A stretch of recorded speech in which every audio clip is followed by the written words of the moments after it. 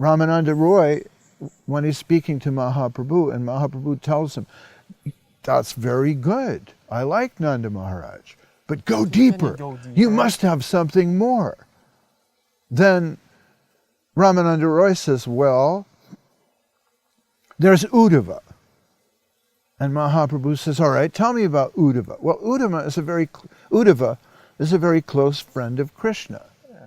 And he has a long talk with him in the 11th canto of the Bhagavat Purana.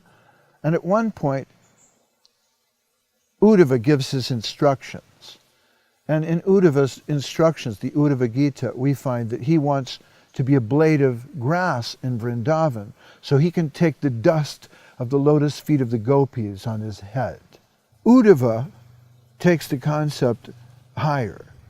Of course, we didn't mention Yashoda Nandana, Krishna's mother.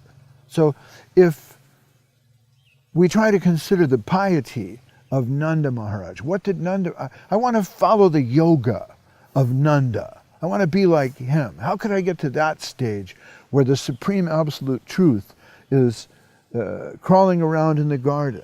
Well, what's the key? How does one get there? We go back to Hegel, die to live. See, the master-slave relationship. How does Nanda enslave Krishna to the point that he's a little child doing whatever he says? By his love, by his service relationship. Not that you or I could ever aspire to that. So we can aspire, as Uddhava does, to become grass in the garden of Vrindavan. And that the gopis of Vrindavan can walk over us and leave a little scattering of the dust from their lotus feet on our heads. And Mahaprabhu says, well, this is good, but you can go deeper. And then Ramananda Roy goes very deep and talks about the